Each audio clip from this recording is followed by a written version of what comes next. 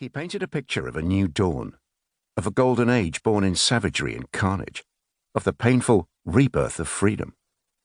In the dead of night, shadowy figures came and whispered to Sota through the bars of the window. The herdsmen were coming.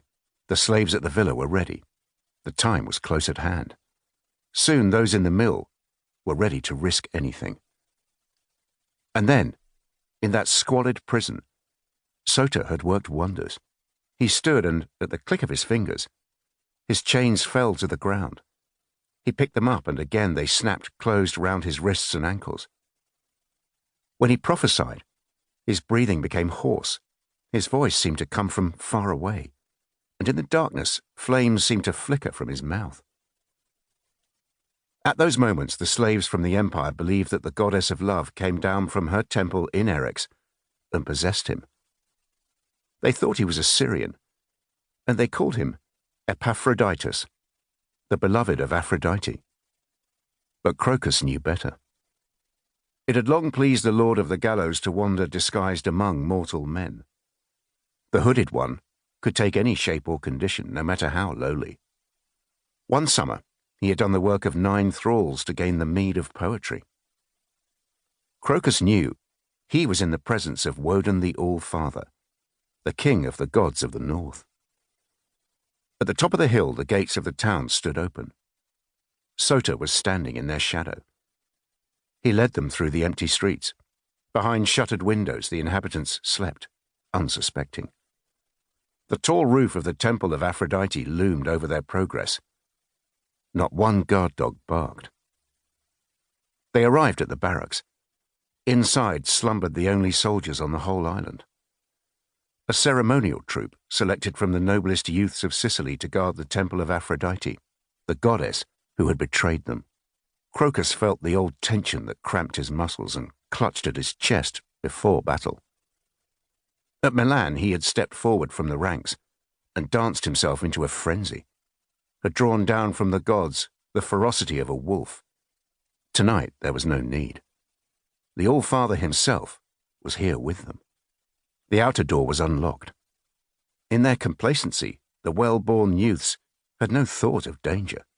The gatekeeper snored in his lodge. With a deft motion, as if offering sacrifice, Sota severed his throat. Crocus followed Sota across the moon-washed courtyard. Outside the barracks, Sota paused and spoke to his disciples. "They are asleep and unarmed. Show no mercy. They have none for you." A low grumble of hatred showed the exhortation was unnecessary. Crocus was first through the door. A long dormitory, at least 50 beds. Figures under blankets stirring at the noise of the intrusion. A door at the far end that led to the other dormitories. Crocus ran the length of the room. The first screams rang out behind him. At the far end of the next chamber, a couple of youths, alarmed by the outcry in the other room, were out of bed. They did not move when they saw Crocus coming. The surprise was too great. It was beyond comprehension. They were stock still, not believing their senses, when Crocus cut them both down. A staircase.